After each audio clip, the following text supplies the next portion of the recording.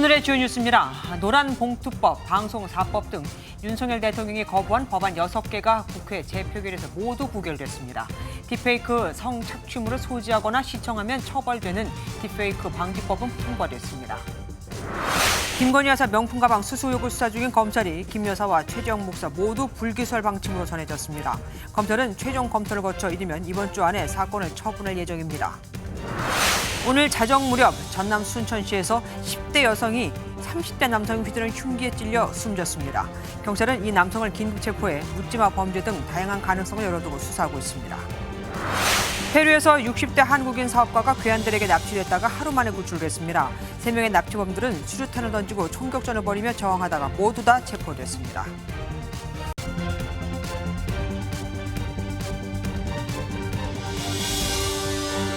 대통령이 거부권을 행사해 다시 국회로 돌아온 전국민 25만 원 지원법과 방송 4법 등 6개 쟁점 법안이 결국 모두 부결되며 자동 폐기됐습니다.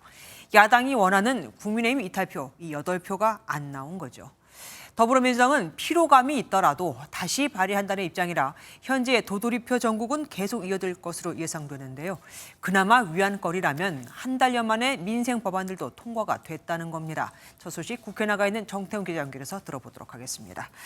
정 기자, 국회 본회의 아직 진행 중인가 봅니다. 네, 국회 본회의장에 나와 있습니다. 오후 2시 반쯤 시작된 본회의는 아직까지도 각종 법안 표결이 한창인 모습인데요. 아무래도 남은 법안들까지 모두 표결 및 처리를 마치려면 늦은 밤까지는 걸릴 것으로 예상이 되고 있습니다.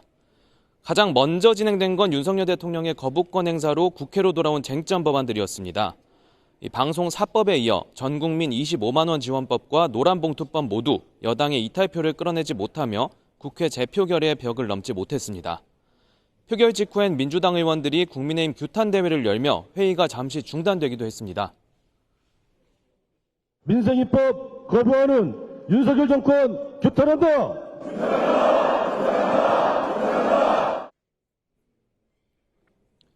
그러자 국민의힘은 회의를 중단한 국회의장을 향해 성토를 쏟아냈습니다. 우원식 의장은 사퇴라! 그래도 오늘은 민생 법안들이 여야 합의로 국회 문턱을 넘었습니다. 네, 그렇습니다. 70여 개의 각종 민생 법안들 속속 처리되고 있습니다. 여야 합의로 민생 법안이 처리된 건 지난달 28일이죠. 전세사기법 등 28개 법안을 통과시킨 뒤 약 한 달 만입니다. 눈에 띄는 건 딥페이크 처벌 강화법인데요. 딥페이크 성착취물인지 알면서 소지나 시청을 하는 등의 행위에 대해 3년 이하의 징역이나 3천만 원 이하의 벌금에 처하도록 하는 내용입니다.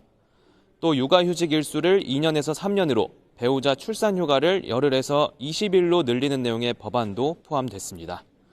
지금까지 국회 본회의장 앞에서 MBN 뉴스 정태웅입니다. 여야는 한 명씩 추천한 국가인권위원 선출안도 처리하기로 약속을 했었습니다. 그런데 막상 표결을 하고 보니 여당 추천 몫의 국가인권위원은 부결이 됐습니다.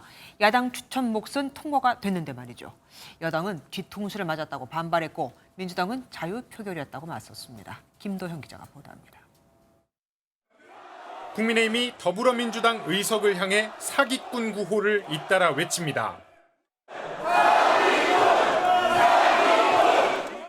야당 의원들은 사기꾼 구호에 맞춰 윤석열이라고 맞받았습니다.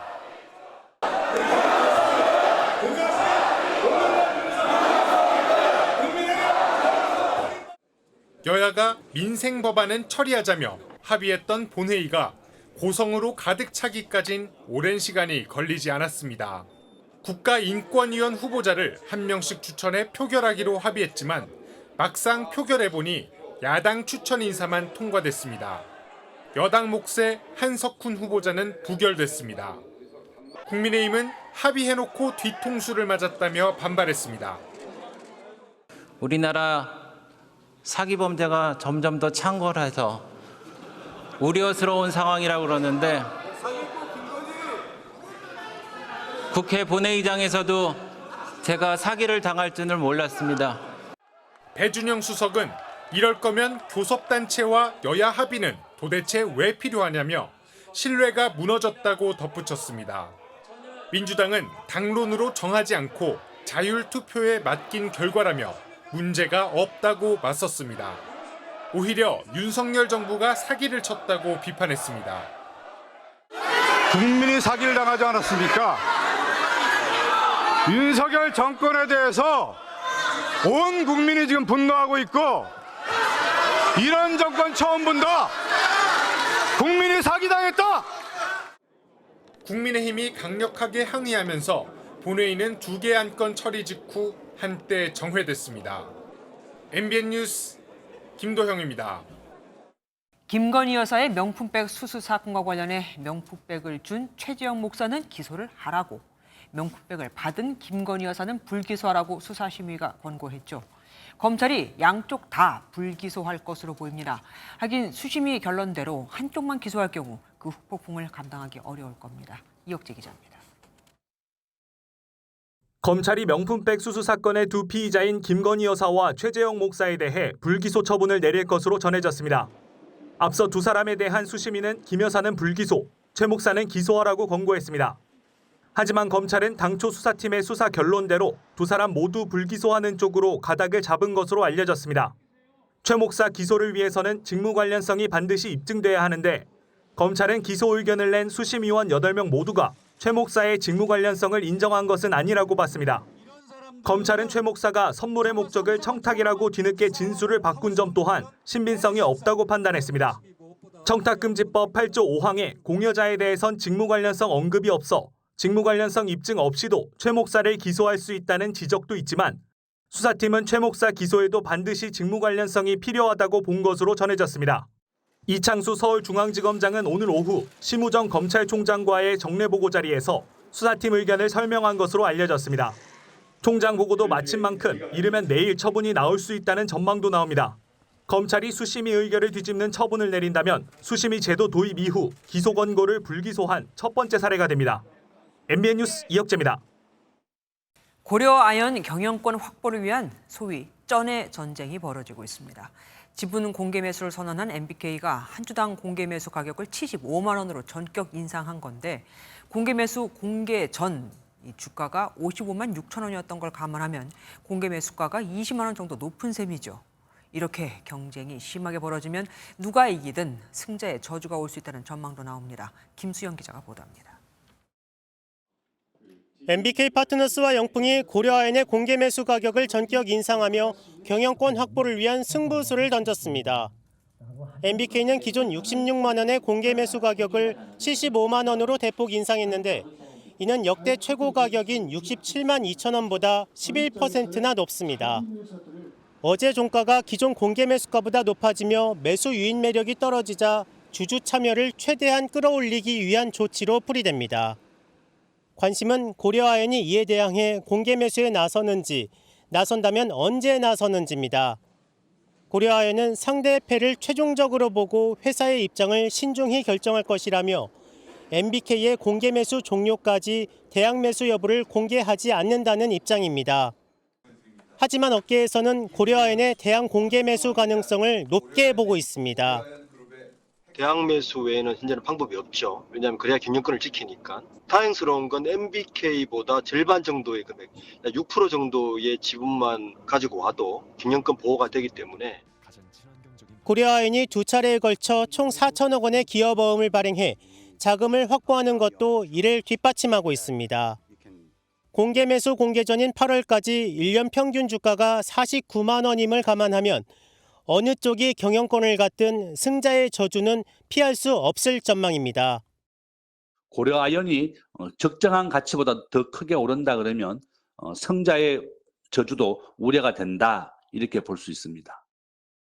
영풍은 내일 기자간담회를 열고 공개 매수에 나선 이유에 대해 설명할 예정입니다. MBN 뉴스 김수영입니다. 강한 빗줄기 속에 10차선 횡단보도를 휠체어로 건너던 여성을 도운 버스 기자가 화제가 되고 있습니다. 어찌나 빨랐던지 벌써 번개만이라는 별명까지 붙었다네요. 손성민 기자가 보도합니다. 폭우가 내리던 지난 추석 연휴 첫날, 수동 휠체어를 탄 여성이 홀로 서울 강남대로 왕복 10차선 횡단보도를 건넙니다. 앞도 잘 보이지 않는 데다 힘에 부치는지 느리게 움직이며 중간에 멈추기를 반복합니다. 때마침 정지 신호로 횡단보도 앞에 선 버스. 이를 지켜본 버스 기사가 곧바로 뛰쳐나가 뒤에서 휠체어를 서둘러 밉니다. 여성을 안전하게 건너편까지 데려다준 이 남성은 10년 경력의 57살 이중호 버스 기사였습니다. 승객들에게 양해를 구하고 버스에서 내리기까지 걸린 시간은 단 5초였습니다. 이 횡단보도의 길이는 80m나 되는데요. 이 씨의 도움이 없었다면 신호가 바뀐 뒤 20차선 도로에 꼼짝없이 갇힐 뻔했습니다. 이 씨는 흠뻑 젖은 채 버스로 돌아왔는데 당시 버스에 타고 있던 승객이 SNS에 글을 올리며 이 같은 선행이 알려졌습니다. 빗속을 뚫고 달려온 이 씨의 행동이 마치 번개맨 같았던 겁니다. 순간적으로 제가 봤을 땐 너무 위험한 상황이라 반대편에서 오는 차들이 못 볼 수도 있는 상황이라 정말 큰 사고가 생기겠다 싶어가지고 해당 버스 회사 홈페이지엔 사회적 약자에 대한 배려 감사하다는 누리꾼들의 칭찬이 이어졌습니다. 이 씨는 같은 일이 일어나도 똑같이 행동할 것이라며 앞으로도 안전 운행에 최선을 다하겠다고 말했습니다. MBN 뉴스 손성민입니다. 오토바이 난폭 운전을 지적당하자 너클을 낀 손으로 사람을 폭행한 20대가 붙잡혔습니다. 이 너클은 망치로 가격하는 것 같은 위력을 발휘하는 만큼 흉기나 다름이 없죠. 폭행당한 한 남성은 치아 3개가 부러지는 중상을 입었습니다. 백길준 기자가 단독 보도합니다. 서울 영등포구의 한 먹자골목입니다. 어젯밤 10시 15분쯤 20대 남성 A씨가 몰던 오토바이가 한 남성 무리의 사이를 뚫고 나오더니 멈춰섭니다. 왜 난폭 운전을 하느냐는 항의를 받은 겁니다. 그런데 잠시 뒤 오토바이에 다시 올라타려다가 붙잡히는 모습이 포착됩니다. A씨가 너클을 낀 주먹으로 일행 가운데 한 명을 폭행하고 달아나려고 한 건데 또 다른 남성에게도 주먹을 휘두르다 일행에 의해 결국 제압됐습니다. 어떤 아저씨가 피 나는 걸 휘두르 이렇게 막고 있었고 주위에 사람들이 웅성웅성 있었고 라이더 한 명이 서 있더라고요. 너클까지 낀 주먹에 맞은 남성들은 안면부에 부상을 입고 병원으로 이송됐는데 이 중 한 명은 치아가 3개나 부러지는 중상을 입었습니다. 신고를 받고 출동한 경찰은 금속 너클을 압수하고 A씨를 특수폭행 혐의로 현행범 체포했습니다. 서울 영등포경찰서는 자세한 사건 경위를 조사하는 한편 구속영장 신청을 검토하고 있습니다. MBN 뉴스 백길종입니다. 새벽에 친구 배웅을 나온 10대 여성이 괴한이 휘두른 흉기에 찔려 숨졌습니다. 붙잡힌 남성은 붙잡히던 그 순간에도 다른 이에게 시비를 걸고 있었죠. 검찰은 묻지마 범죄 등 다양한 가능성을 열어두고 있습니다. 정치훈 기자입니다. 대로변을 걷는 10대 여성 청소년 뒤로 검은색 옷을 입은 남성이 접근합니다. 순간 한치의 망설임도 없이 흉기로 공격합니다. 맞은편에 다른 시민이 다가오자 황급히 주차장으로 달아납니다. 의식이 있더라고요. 그때는 모르는 사람이에요. 그러더라고. 저 좀 살려주세요. 그러고 나서 의식을 잃어버렸어요. 신고를 받고 경찰과 119 구급대가 도착해 쓰러진 청소년을 병원으로 옮겼지만 5시간 만에 숨졌습니다. 피습을 당한 청소년은 친구 배웅을 나갔다 돌아오는 길에 변을 당했습니다. 친구가 집에 간다고 하니까 집에 같이 데려다주고 그리고 이제 자기 집으로 이제 걸어갔지. 경찰은 곧바로 도주한 30대를 추적했습니다. 범행 후 2시간 30분쯤 뒤 사건 현장으로부터 2km 떨어진 이곳 길가에서 행인과 시비를 벌이다 출동한 경찰에게 붙잡혔습니다.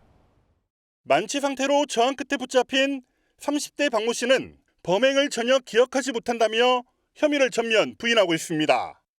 경찰은 CCTV와 도주 경로에서 찾은 흉기 등을 토대로 살인 혐의를 적용해 구속영장을 신청하기로 했습니다. 또 묻지마 범죄 등 다양한 가능성을 열어두고 추가 조사를 벌일 계획입니다. MBN 뉴스 정춘입니다. 최근 해외 직구나 해외여행을 통한 현지 식품 구매 많이들 하시는데 이 보도 잘 보셔야겠습니다. 파피시드라고 불리는 양귀비씨가 함유된 제품은 일부는 국내 반입이 금지돼 있는데요. 그런데 같은 회사, 같은 성분인데 또 어떤 건 반입이 됩니다. 왜 그런지 최돈희 기자가 단독 취재했습니다. 한때 미국 여행 쇼핑 리스트로 인기를 끌었던 가루형 양념입니다. 하지만 지금은 국내로 들여올 수 없는 반입 금지 품목입니다.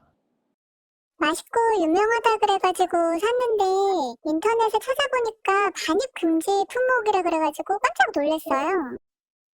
파피시드라 불리는 마약류 양귀비씨 성분 때문입니다. 파피시드는 식품에 사용이 가능한 원료지만 학명이나 처리 방식에 따라 사용이 제한됩니다. 같은 성분이 들어간 같은 회사에서 만든 다른 제품입니다. 하지만 보시는 것처럼 국내로 반입되고 있습니다. 유사 제품에 대한 관리 감독이 제대로 이루어지지 않고 있기 때문입니다. 더 큰 문제는 해외 직구를 통한 직접 구매 사례가 늘고 있다는 겁니다. 해외 직구 상품은 신고나 검사 대상이 아니어서 제대로 된 현황 파악도 어렵습니다. 이미 금지가 된 상황인데 이것이 동일하게 사용되고 있는 다른 제품군에 대해서는 전혀 제재가 없었다는 것이 문제고요. 포괄적으로 관리가 되고 있지 않다. 이에 대해 식약처는 정식 수입품이 아니다 보니 제품과 성분 등을 일일이 확인해야 하는 어려움이 있다는 입장입니다. 해외 직구를 통한 유해식품 반입은 매년 급증하고 있지만 전담 인력은 3명이 전부. 이마저도 부랴부랴 2년 전 배치됐습니다. MBN 뉴스 최돈입니다. 고객 유치를 위해 상품권이나 경품을 주는 보험 상품 광고 많이들 보시죠? 우정사업본부가 보험에 가입하면 상품권을 주는 고객 이벤트를 진행했는데 내부 직원용이었던 걸까요? 35개 상품에 중복 가입하고 100만 원 상당의 상품권을 챙긴 직원도 있습니다. 물론 많이 가입할 수도 있죠. 문제는 얼마 뒤 상품을 모두 다 해지해버렸다는 겁니다. 이때 받은 상품권은 다 그대로 챙기고요. 김지영 기자가 단독 보도합니다. 우정사업본부는 지난해 11월 온라인 우체국 보험에 가입하는 고객에게 백화점 상품권을 지급하는 이벤트를 진행했습니다.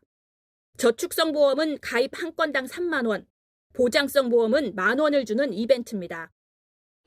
하지만 예산 5천만 원이 투입된 고객 이벤트 혜택을 본 건 우정사업본부와 이벤트를 기획한 본부 산하 금융개발원 직원들이었습니다. 상품권만 받고 계약을 해지하는 등 본부와 개발원 직원 9명이 연루됐습니다. 특히 개발원 직원은 35개 상품에 가입해 100만 원 상당의 상품권을 받고 계약을 해지했습니다. 이틀에 걸쳐 하루에 15개, 20개씩 무더기 가입을 했습니다. 한 달만 가입을 유지하면 해지해도 납입보험료 100% 이상을 보장하는 상품 구조를 악용한 겁니다. 자금 세탁 방지 시스템에 의해 특정인의 상품 다수 가입 정황이 본부에 전달됐지만 비위 행위가 적발된 지 10개월이 지난 지금까지 징계나 상품권 환수 조치는 이루어지지 않았습니다. 직원들이 고객 이벤트 혜택을 가로채는 일이 발생하고 있는데 이런 부분에 대한 내부 통제가 전혀 없는 상황이고 직원 비위 행위 또한 방치하면서 책임을 회피하고 있습니다. 우정사업본부 관계자는 징계나 환수 등에 대한 법률 검토를 진행 중이라고 밝혔습니다. MBN 뉴스 김지영입니다. 우리나라에서 송아지가 태어나면 귀에 표를 부착합니다. 귀한 우리 한우니까요. 사람으로 치면 주민등록증인 건데 귀한 소인 만큼 보험도 들어놓습니다. 그런데 이 소 귀표를 바꿔치기에 보험금을 받아 챙긴 축산업자가 붙잡혔습니다. 이 범행엔 축협 직원도 가담했습니다. 김영현 기자가 보도합니다. 전북 군산의 한 소 농장입니다. 사복 차림의 경찰이 수납장에서 봉지에 담긴 노란색 귀표 수십 개를 발견합니다. 소가 태어나면 개체 식별번호를 적어 귀에 의무적으로 부착해야 하는 귀표를 떼어낸 겁니다. 축산업자 30대 남성은 지난 3월부터 5월까지 귀표를 이용해 3,400만 원의 가축제 보험금을 허위로 타냈습니다. 범행은 비교적 쉬웠습니다. 소 300마리 가운데 일부만 보험에 가입한 뒤 가입하지 않은 소가 병에 걸려 죽으면 보험에 든 소의 귀표와 받고 보험금을 청구했습니다. 귀표를 관리하는 축협에는 분실했다며 재반행을 받았습니다. 실제로 귀표가 떨어졌는지 확인해야 할 축협은 축사에 와보지도 않았습니다. 이력제에 관리되고 있는 이력 번호에 일치되는 소가 맞는지 확인할 수 있는데 혈통 정보와 DNA 결과가 불일치한 것으로 확인이 돼서 밝혀냈습니다. 아예 범행을 도운 축협 직원도 있습니다. 도와주라고 하니까 가서 이렇게 제발로 서로 부착을 한 거라고요. 경찰은 보험 사기 방지 특별법 위반 혐의로 축산업자와 축협 직원 등 25명을 불구속 입건했습니다. MBN 뉴스 김영현입니다. 2027년부터는 개 식용이 완전히 금지되죠. 보신탕집 운영 금지를 앞두고 정부가 보상안을 내놨습니다. 폐업하는 농장주에게는 한 마리당 최대 60만 원을 보상하고 관련 식당에는 철거비 등으로 최대 400만 원을 지원하는데 육견업계는 지원이 적다고 반발하고 있습니다. 또 보상은 해준다 쳐도 그럼 그 개들은 또 어디로 가야 할까요? 최윤영 기자가 취재했습니다. 서울의 한 보신탕집 골목입니다. 지난 2월 개식용 금지법이 통과되면서 다소 한산해졌지만 음식점들은 아직 꽤 그대로 있습니다. 2027년 2월부터는 이들 보신탕집과 개 농장의 운영이 완전히 금지되는데 정부가 이를 위한 보상 방안을 내놨습니다. 먼저 개 농장에는 마리당 최소 22만 5천 원에서 최대 60만 원을 보상합니다. 농가당 평균 사육 마리수인 400마리를 키우는 농장주라면 최대 2억 4천만 원을 받을 수 있습니다. 폐업하는 유통 상인과 식당에도 점포 철거비 최대 400만 원과 재취업 성공수당 최대 190만 원을 지원합니다. 3개월 동안 받았는데 5,898개소입니다. 전폐업을 할 수 있도록 내년 예산 기준으로 해서 잠정적으로 약 한 1,000억 원 정도의 예산을 담았습니다. 하지만 보상이 충분하지 않다는 목소리도 큽니다. 5년분 수익을 보장해달라고 했는데 1년도 안 되는 폐업 이행 계획서를 회수하고 끝까지 폐업하지 않을 것임을. 현재 식용으로 길러지는 개는 46만 마리로 폐업 후 남는 개들에 대한 관리도 논란이 될 전망입니다. MBN 뉴스 최윤영입니다. 지적장애를 가진 선원들의 임금을 몰래 빼돌린 무등록 직업 소개업자가 구속됐습니다. 피해자들에게 억지 빚을 떠안긴 다음 통발 어선에 취업시키고는 거기서 나오는 임금을 착취한 건데 이렇게 뜯어낸 돈이 1억 3천만 원이나 됩니다. 강진우 기자가 보도합니다. 50대 선원이 통발 어선에 사용하는 작업줄을 정리하고 있습니다. 지적장애를 가진 이 남성은 하루 20시간이 넘게 일을 했지만 제대로 된 임금은 받은 적이 없습니다. 경계성 장애를 가진 또 다른 남성 2명도 같은 처지에 놓였다가 해양경찰에 구조됐습니다. 피해자 3명은 짧게는 3개월, 길게는 3년 3개월 동안 임금 1억 3천만 원을 착취당했습니다. 이 돈은 고스란히 취업을 알선해준 50대 무등록 선원 소개업자에게 흘러들어갔습니다. 숙식 제공 명목으로 억지 빚을 만들어 이를 갚는다는 이유로 임금을 가로챈 겁니다. 결혼 다 컴퓨터에 올려놨다가 진행이 딴데 올려야 딴데 또 전동 받아야 기가 가고 막상. 이들은 도망치는 것도 쉽지 않았습니다. 선주들이 배를 선착장에 접안을 시키지 않고 항포구에 닷을 내리고 선원들이 도망가지 못하게끔. 무등록 소개업자는 불법 소개와 승승 사기 등으로 3억 원의 불법 수익을 챙긴 혐의도 함께 받고 있습니다. MBN 뉴스 강진우입니다. 검찰이 대학생 마약 동아리 사건과 연루된 대학병원 의사, 기업 임원 등을 추가로 적발해 마약 투약 혐의로 재판에 넘겼습니다. 이 중엔 새벽에 마약을 투약한 다음 병원에 출근해서 환자 7명을 수술한 현직 의사도 있습니다. 연장현 기자가 보도합니다. 서울대 등 이른바 명문대생 수백 명이 연루된 것으로 알려져 논란이 된 마약 연합 동아리. 그런데 이 마약 동아리와 관련된 대규모 마약 사건의 여파는 대학가 바깥까지 퍼져 있던 것으로 드러났습니다. 서울 남부지방검찰청은 오늘 동아리 운영진 연모 씨 등 3명을 마약 유통 등 혐의로 추가 기소했습니다. 검찰은 또 여기에 연루된 30대 의사 A 씨와 40대 중반 상장기업 임원 B 씨 등도 재판에 넘겼다고 밝혔습니다. 의사 A 씨는 지난해 10월부터 11월까지 염 씨를 통해 마약을 구해 3차례 투약하고 투약 당일 환자 7명의 수술을 진행한 혐의를 받습니다. 검찰은 관계기관과 협의해 신속하게 A 씨의 의사 자격증이 취소되도록 하겠다고 밝혔습니다. 상장사 기업의 40대 임원인 B 씨는 지난해 7월 20대 대학생에게 마약을 제공하고 함께 투약한 뒤 약에 취한 채 13km 거리를 운전한 사실이 드러났습니다. 미국 대학 출신인 B 씨는 지난 2020년 태국에서 마약을 밀수하다 적발돼 집행유예를 선고받은 이력도 있는 것으로 파악됐습니다. 검찰은 모든 역량을 집중해 마약 범죄 근절을 위한 최선을 다하겠다고 밝혔습니다. MBN 뉴스 연장현입니다. 요즘은 위조 상품, 일명 짝퉁도 얼마나 정교하게 만드는지 전문가들도 정품과 차이를 거의 발견하지 못할 정도라고 하죠. 특히 중국산 짝퉁 제품이 국내에 무차별적으로 들어오면서 국내 기업 손실이 한 해만 7조 원에 달하고 있습니다. 이승훈 기자가 취재했습니다. 아이들에게 인기가 많은 캐릭터가 들어간 옷과 장난감입니다. 빨간 스티커가 붙은 제품은 가품, 이른바 짝퉁이지만 정품이라 해도 믿을 만큼 차이가 없습니다. 맛소금과 칫솔도 시중에서 판매하는 상품과 똑같이 생겼습니다. 제가 들고 있는 건 짝퉁 아이돌 상품입니다. 육안으로도 구분이 어려워 미성년자들도 피해를 볼 수 있습니다. 구찌와 디올 등 명품 가방과 시계, 유명 패션 의류도 가품이 많습니다. K-패션이 워낙 인기이기 때문에 동남아시아를 기점으로 해갖고 더 많이 만들고 또 그 제품을 한국 사람도 가격 비교하고 사고 뭐. 짝퉁은 주로 알리 테무와 같은 중국 쇼핑몰이나 온라인 직구를 통해 국내로 들어옵니다. 이런 짝퉁 상품 판매로 국내 기업 매출액은 2021년 기준 7조 원 감소했고 줄어든 일자리도 13,000여 개에 달합니다. 위조 상품을 막는 거는 통관선에서 막는 게 가장 좋기 때문에 관세청이랑 협업 체계를 구축해서 이런 부분들을 막아 나가고 있고요.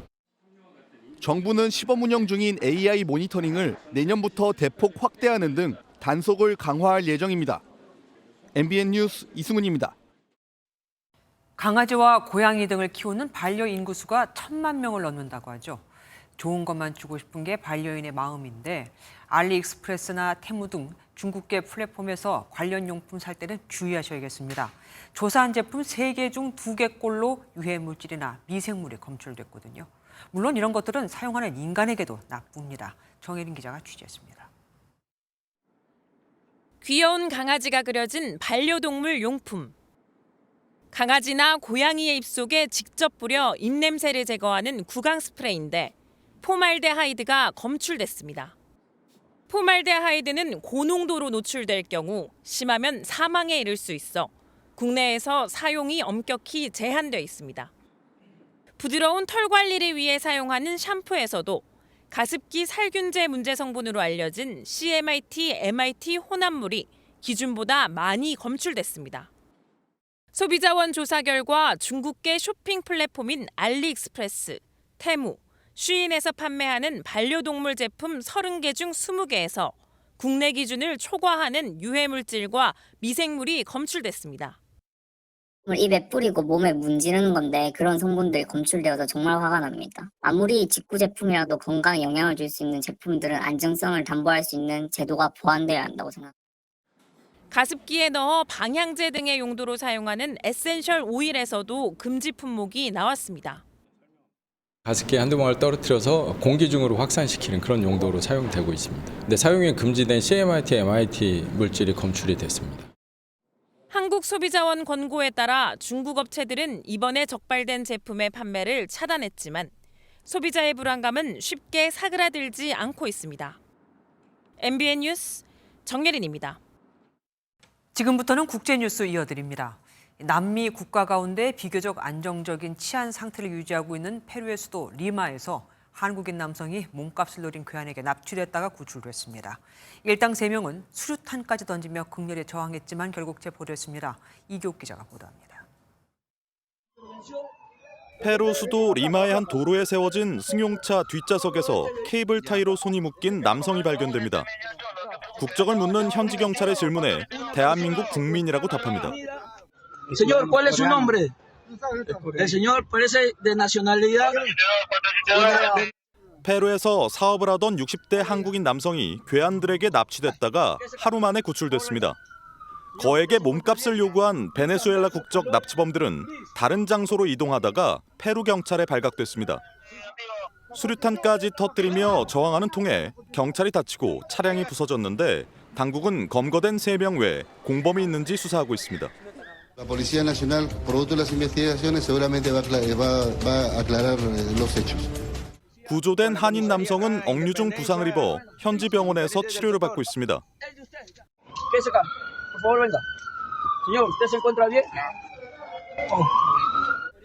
페루에서는 최근 기후변화로 인한 농업 생산량 감소와 이민자 유입이 겹치면서 치안이 불안정한 모습이 관측되고 있습니다. MBN 뉴스 이규옥입니다. 초박빙 승부를 이어가고 있는 미국 대선을 앞두고 해리스 부통령이 미국 유권자의 절반인 약 1억 명을 대상으로 한 대대적인 감세 공약을 내놨습니다. 유권자들의 마음을 흔들 승부처는 결국 경제라고 본 겁니다. 한편 트럼프 전 대통령은 이란으로부터 자신이 암살 위협을 받고 있다고 주장했습니다. 워싱턴에서 강영구 특파원이 전해왔습니다. 해리스 부통령이 이번 대선 최대 경합주인 펜실베이니아에서 경제 공약을 승부수로 던졌습니다.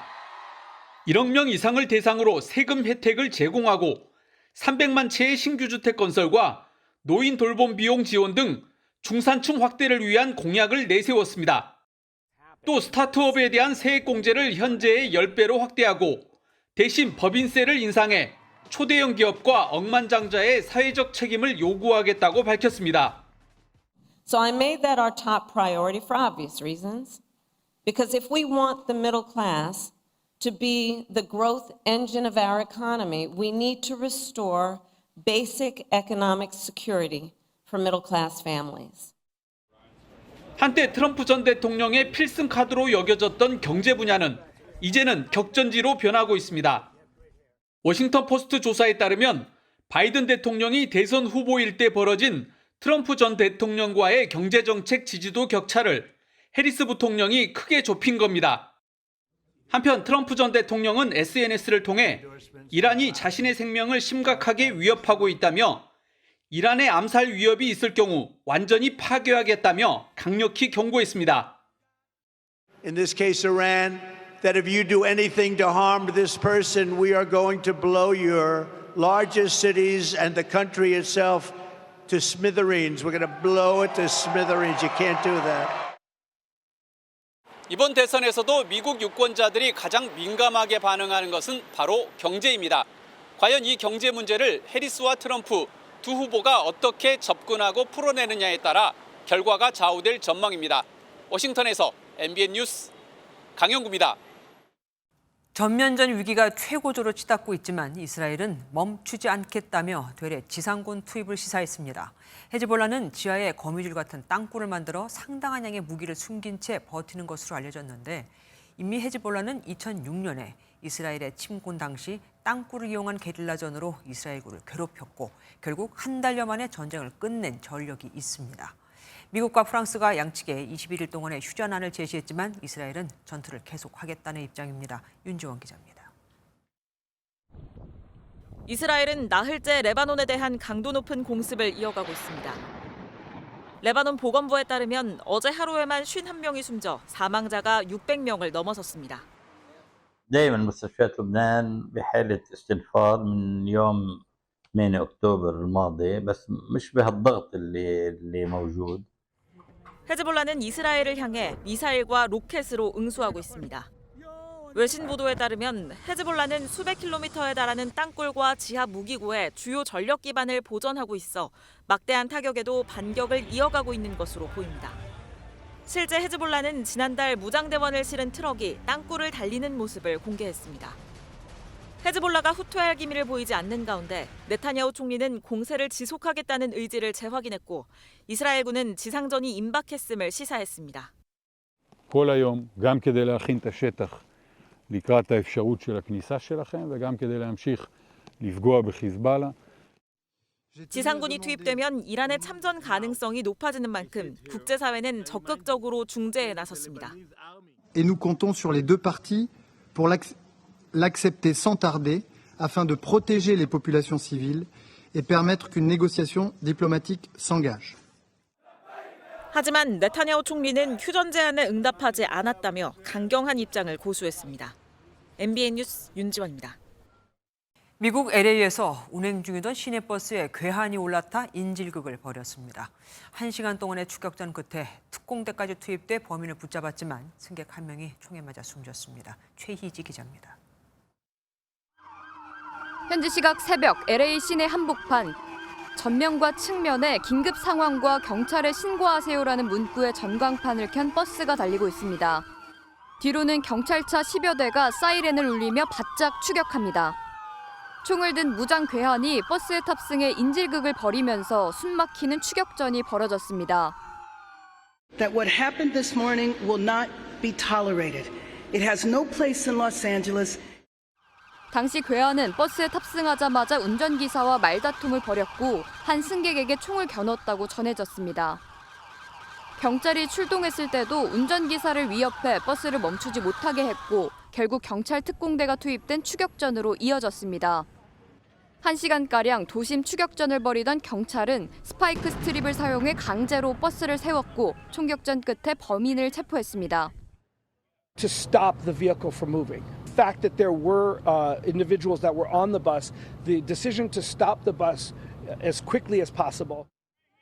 붙잡힌 용의자는 51세의 라몬트 캠벨 씨로 승객 1명이 캠벨 씨가 쏜 총에 맞아 사망하면서 살인 혐의로 체포됐습니다.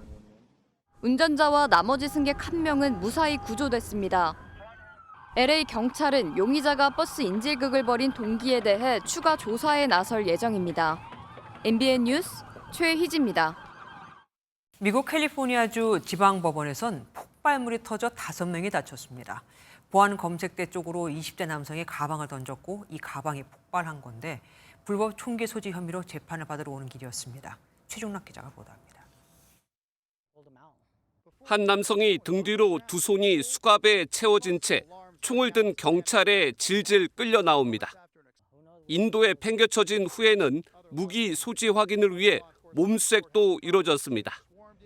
이 남성은 현지 시각 25일 미국 캘리포니아 남부 센타 바버라 카운티 법원 내에서 폭발물을 터뜨린 혐의로 체포됐습니다. We all heard that explosion, so we all wondering, well, what's going on? But then we see all the smoke come out, and they started to evacuating people. 용의자는 불법 총기 소지 혐의로 재판을 받기 위해 법원에 왔다가 불만을 품고 범행을 벌인 것으로 조사됐습니다. And was not registered to him.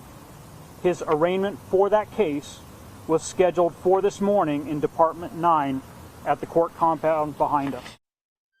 미국 대선을 앞두고 최근 발생한 정치적 폭력이나 테러와는 관련이 없는 것으로 전해졌습니다. 현지 당국은 살인 미수와 폭발물 소지 등으로 기소할 계획입니다. 미국에서는 최근 법원 내 강력 사건이 잇따르고 있어 공공안전에 대한 우려가 커지고 있습니다. MBN 뉴스 최종락입니다. 제주도 남쪽에는 칠광구는 세계 최대의 산유량이 매장돼 있을 가능성 때문에 개발에 대한 관심이 뜨거웠고 70년대 한국과 일본이 공동 개발을 추진하기로 합의했지만 일본 측의 소극적인 태도로 특별한 소득은 없었습니다.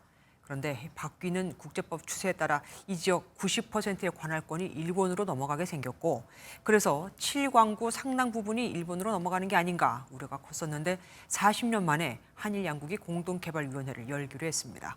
강지묵 기자의 보도 먼저 보시고 뉴스 추적에서 칠광구 문제를 집중 분석해 보도록 하겠습니다. 우리나라도 이제 대륙풍 탐사 40년 만에 산유국의 꿈을 이루게 됐습니다. 칠광구 해상에 떠 있는 석유 시추선을 소재로 한 영화 칠광구의 한 장면입니다. 실제 세계 최대 석유 자원이 매장돼 있을 것이란 기대 속에 1978년 한일 공동 개발이 시작됐지만 지난 2002년 이후 일본이 발을 뺐습니다.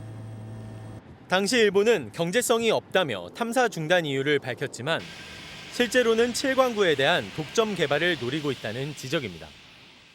협정 체결 당시 해저선을 잇고 있는 대륙붕을 근거로 칠광구의 위치가 설정됐지만 이후 국제사회에 새로 도입된 중간선 기준에 따라 일본이 칠광구의 90% 이상 구역을 자국 관할로 주장할 여지가 생겼기 때문입니다. 이런 가운데 양국 정부가 칠광구에 대한 한일 남부대륙붕 공동개발 협정에 대한 공동위원회를 내일 도쿄에서 개최한다고 밝혔습니다. 양국이 공동위원회를 개최하는 것은 지난 1985년 이후 약 40년 만입니다. 저희들은 협정 체제가 그대로 이어지는 것이 양국 관계를 위해서 중요하고 협상에도 더 우호적인 분위기가 될 것이기 때문에 그런 방향으로 하자고 지금 설득을 하려고. 1978년 6월 22일 발효된 협정은 50년 후인 2028년 6월 22일 만료됩니다. 만료 후 3년 전인 내년 6월 22일부터는 일방 당사국이 서면으로 협정 종료 여부를 통보할 수 있습니다. MBN 뉴스 강재묵입니다. 취재기자와 함께 제7광구로 불리는 한일 공동개발구역에 대해서 좀 더 자세하게 알아보겠습니다. 외교안보팀 김세희 기자 나왔습니다. 어서 오십시오. 김 기자, 7광구가 어떤 곳인지 궁금합니다. 지난번에 6월인가요? 정부가 발표했던 대왕고래 프로젝트, 이거랑은 다른 거죠? 네, 좀 다른 겁니다. 이제 대한민국이 관할하는 해저에는 8개의 광구가 있는데 그중 7번째 대륙붕을 의미합니다. 7광구는 우리나라로는 제주도 마라도 인근, 일본으로는 나가사키현의 섬 인근에 있는데요. 대륙붕 자체가 해저 200m 깊이에 있어 석유나 천연가스가 매장됐을 가능성이 있다고 알려집니다. 말씀하신 것처럼 정부가 지난 6월 발표한 동해 석유 탐사 프로젝트 대왕고래의 경우 우리나라 울산과 포항 근처의 8광구와 6-1 광구 북부에 걸쳐 있습니다. 제일 중요한 게 경제성 아니겠습니까? 네, 7광구 경제성 현재로서는 조금 파악하기는 어렵다고 합니다. 직접 열어보지 않았기 때문인데요. 그렇죠. 그래서 쉽게 단언할 수 없는데 다만 7광구에 대한 관심이 큰 건 1969년 UN 아시아 태평양 경제사회위원회가 발표한 에머리 보고서 때문입니다. 보고서에는 대만과 일본 사이 해역에 세계 최대 석유 자원이 매장될 가능성이 높다는 내용이 담겨 있기 때문인데요. 네. 하지만 당시 자원 탐사 조사는 진행되지 않았고 지질 조사에 그쳤기 때문에 이 내용을 그대로 신뢰하기에는 어렵다는 전문가들의 의견이 많았습니다. 실제 2002년 한일 양국 공동 탐사 당시 3D 물리 탐사를 했고 일본의 경우 경제성이 없다고 판단해 공동 개발에 좀 소극적이었습니다. 한국 정부는 현재까지 이루어진 탐사 결과만으로는 경제성을 판단하기 어렵고 협정을 연장해 경제성에 대한 조사를 다시 진행해보자는 입장입니다. 그런데 이제 곧 50년이 되잖아요. 그럼 일본이 이 협상 종료를 통보할 수 있게 됩니다. 만약에 협상 종료를 통보해오면 그 뒤는 어떻게 되는 겁니까? 네, 맞습니다. 한일 남부대륙분 공동개발 협정은 2028년 6월 22일에 종료되는데 3년 전에 양쪽에서 통보만 하면 언제든 종료될 수 있습니다. 네. 협정이 사라지면 국제법에 따라 수역이 한일 양국의 주장이 겹치면서 해양 경계 미획정 구역으로 남게 됩니다. 외교부 관계자는 이런 경우 어느 한 국가가 일방적으로 개발을 하거나 해양 경계선을 긋는 일은 발생할 수 없다고 단언했습니다. 서로 협정이 종료가 되면 일정 수위 이상은 못하는 정도, 예를 들어서 시추 같은 것들은 국제재판소에서 관할권 주장이 중첩되는 수역에서 하지 말라라고는 행위.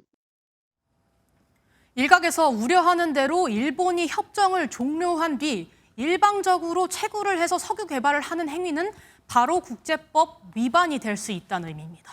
그래서인지 이 문제가 한일 관계에 악영향을 줄 수 있다 이런 얘기도 나오더라고요. 네, 맞습니다. 하지만 당장 일본이 협정 종료를 선언해서 한일 관계를 악화시킬 가능성은 높지 않다는 분석이 좀 많습니다. 그래요. 내년은 한일 국교 정상화 60주년이 되는 해인데요.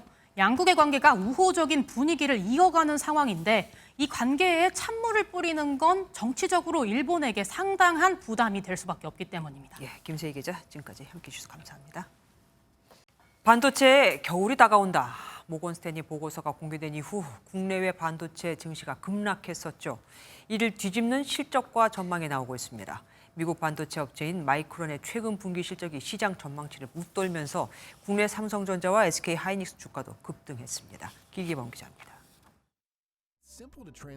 반도체 업체 중 가장 먼저 실적을 발표해 반도체 업종의 척도로 여겨지는 미국의 마이크론이 시장 예상을 뛰어넘는 4분기 실적을 발표했습니다. 매출액이 지난해 같은 기간보다 무려 93% 증가한 77억 5천만 달러를 기록했습니다. 특히 AI 분야 핵심 반도체인 고대역 폭 메모리 HBM의 수요가 올해와 내년까지 매진됐다고 밝혔습니다. 이런 호실적으로 마이크론 주가는 장 마감 후 14%나 올랐고 덩달아 삼성전자와 SK 하이닉스 주가도 급등했습니다. 시장에서는 그동안 굉장히 불안 심리가 흉배했었다면 심리를 되돌리는 그런 트리거 포인트 역할을 하지 않았나는 생각.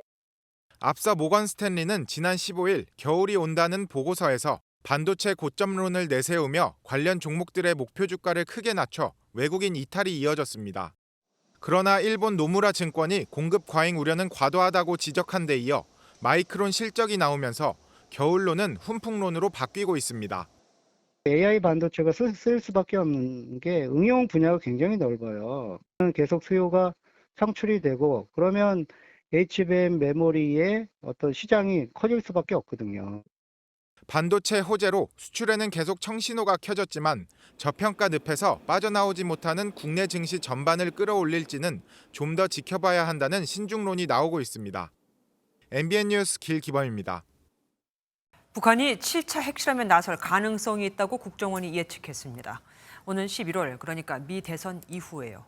북한이 최소 2자릿수 이상의 핵무기를 만들 수 있는 플루토늄과 고농축 우라늄을 보유하고 있다고도 밝혔습니다. 이호정 기자가 보도합니다.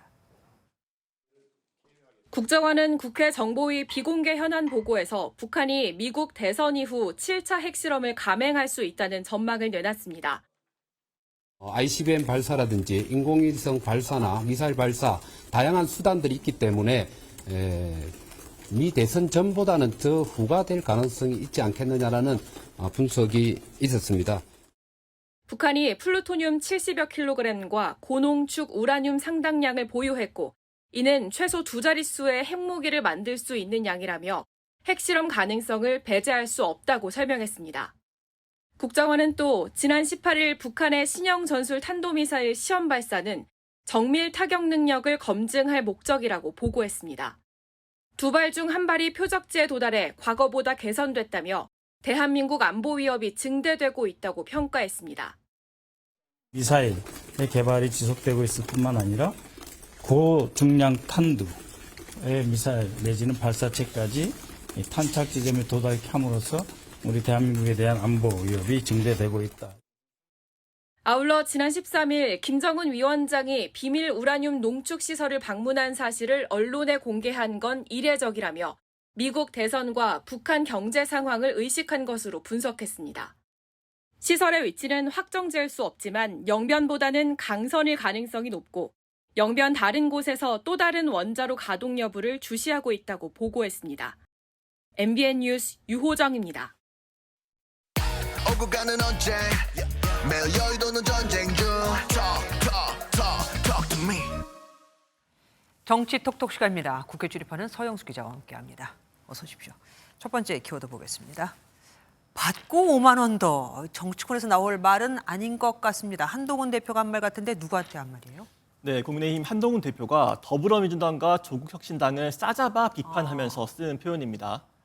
민주당과 조국혁신당이 전남 영광곡성 재보궐선거 과정에서 이 현금 지원성 공약을 앞다퉈 내걸자 선거가 아닌 경매판을 보는 것 같다고 꼬집은 겁니다. 받고 5만 원 더, 이런 식으로 계속 얼마를 주겠다라는 식의 경매를 부르는 것 아닙니까? 대한민국을 어디까지 후퇴시킬 생각인지 묻고 싶습니다. 비방전이 시작되는 걸 보니까 선거철에 되긴 했나 봅니다. 네, 민주당과 조국혁신당이 호남에서는 경쟁 중이긴 하지만 이번 선거를 통해서 정권 심판을 해야 한다는 점에서는 공동 전선을 유지하고 있죠. 네. 한동훈 대표가 야당의 선거 공약을 정면으로 비판하고 나서면서 재보궐선거전이 점점 달아오르는 분위기입니다. 국민의힘은 내일 인천 강화를 시작으로 재보궐선거가 열리는 지역 4곳 중 3곳을 찾아 본격적인 선거 지원에 나설 예정입니다. 예, 다음 소식 보겠습니다. 땡땡 안 한 김태효 파면. 김태효면은 국가안보실 1차장 아닙니까? 뭘 안 했다는 겁니까? 네, 바로 국기에 대한 경례입니다. 민주당이 문제 삼은 윤석열 대통령의 체코 순방 당시 공식 환영식 영상을 보시면요. 애국가가 연주되는 동안 우리 정부 인사들이 가슴에 손을 올리고 국기에 대한 경례를 하는데 이 김태효 차장은 경례를 하는 모습이 보이지 않습니다. 민주당은 김 차장이 국기에 대한 경례를 거부했다며 파면 요구 결의안까지 발의했습니다. 김태효 차장은 이미 여러 차례 논란의 중심에 서 있던 인물입니다. 대한민국 국가안보의 주요 핵심 공직자로서 있어서는 안 될 인물이라 하는 점을 스스로 확인시켰습니다. 김태효 차장, 왜 경례를 안 한 겁니까? 네, 대통령실은 김태효 차장이 우측 전방에 있던 태극기를 보지 못해서 발생한 착오라고 해명했습니다. 관련 법에도 국기를 볼 수 없으면 차렷 자세를 취한다, 이렇게 규정돼 있다는 설명도 덧붙였는데요. 그러니까 일부러 격리를 거부한 게 아니고 네. 규정상으로도 문제가 없다는 겁니다. 야당의 파면 요구에 대해선 공직자를 정쟁의 중심으로 몰아가는 건 외교 안보적인 국익 측면에서 전혀 득이 될 것이 없다고 비판했습니다. 마지막 소식 보겠습니다. 김대중 대통령 전 사옥이죠. 사옥이 맞죠?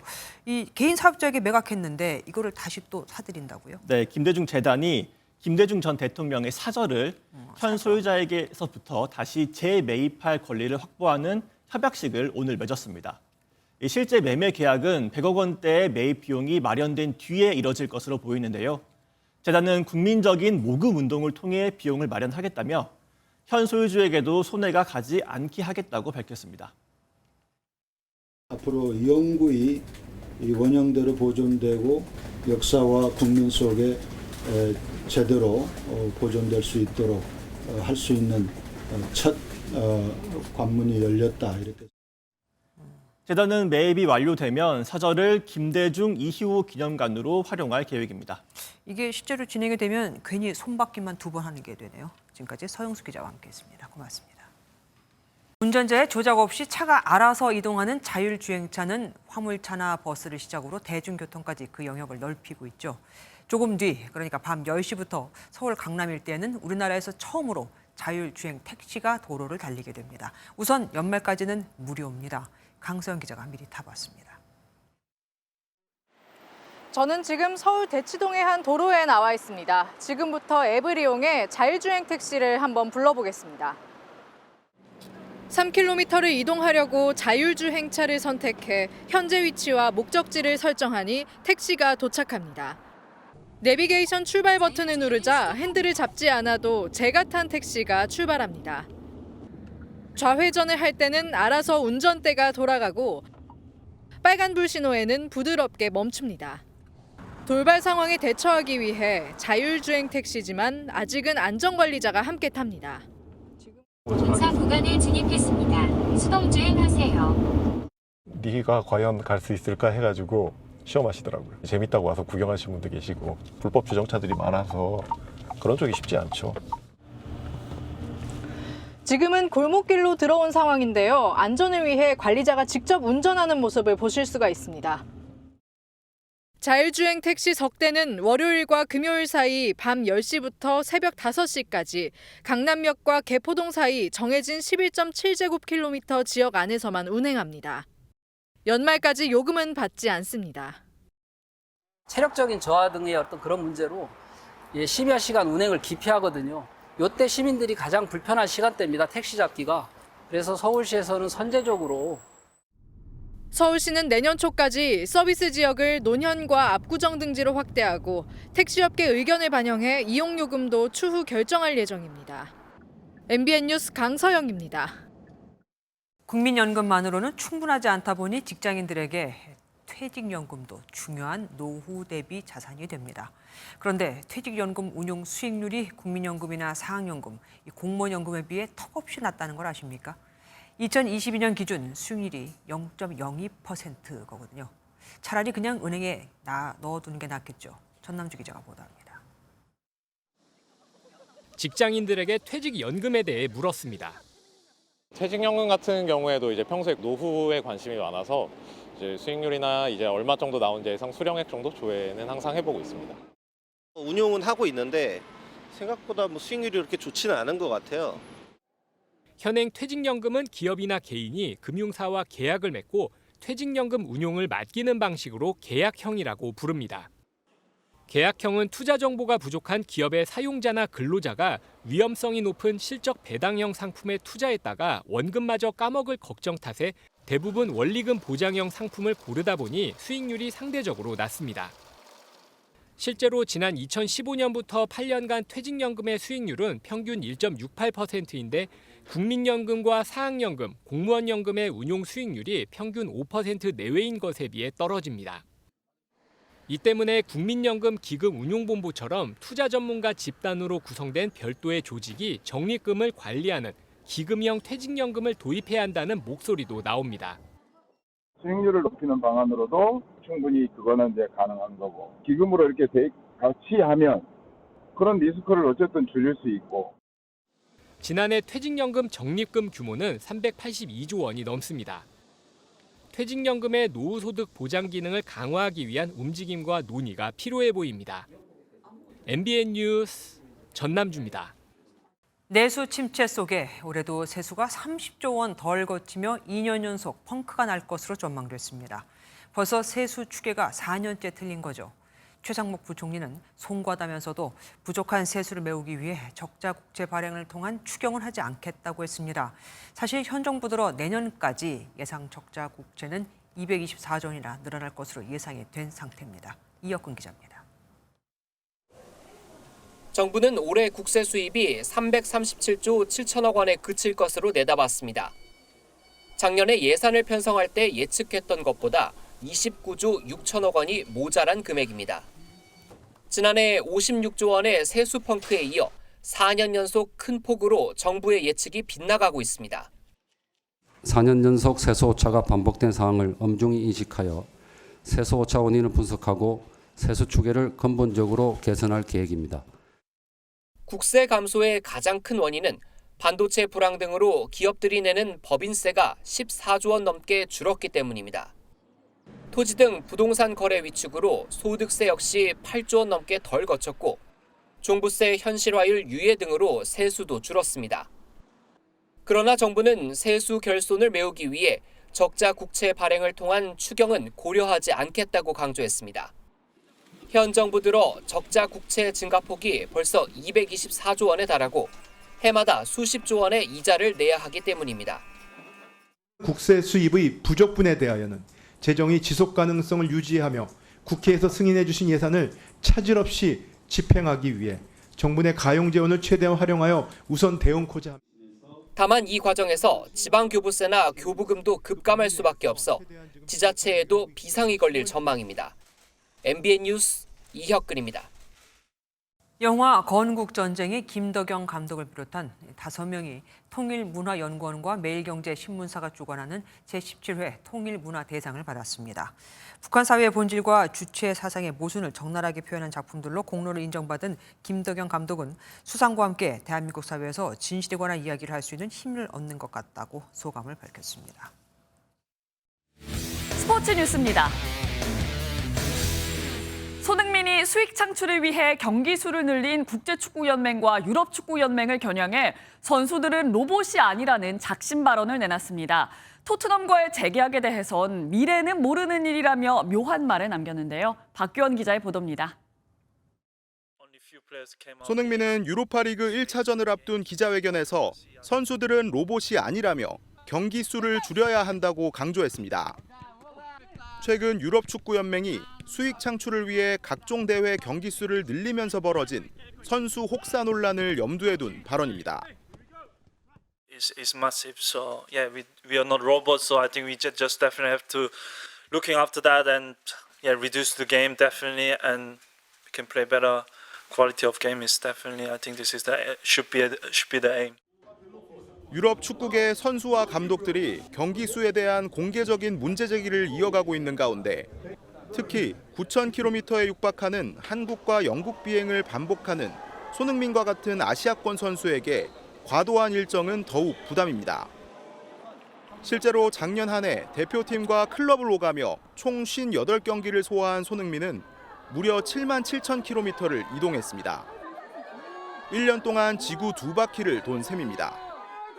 심지어 올해는 시즌이 끝나자마자 호주에서 친선 경기를 치르고 각종 국제대회에 참가하는 등 살인적인 일정이 이어지면서 7개월 만에 벌써 작년 한 해 동안의 이동 거리를 돌파했습니다.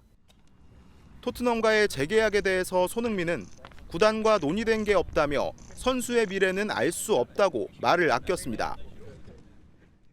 That's what I'm working for, and in the end future, you never know what's gonna happen. But yeah, I will make sure that I give everything for this club because it's been almost 10 years that I give everything. So 내년 6월 계약이 만료되는 가운데 현지 언론들은 구단이 손흥민과 계약 1년 연장을 검토하고 있다는 분석을 내놨습니다.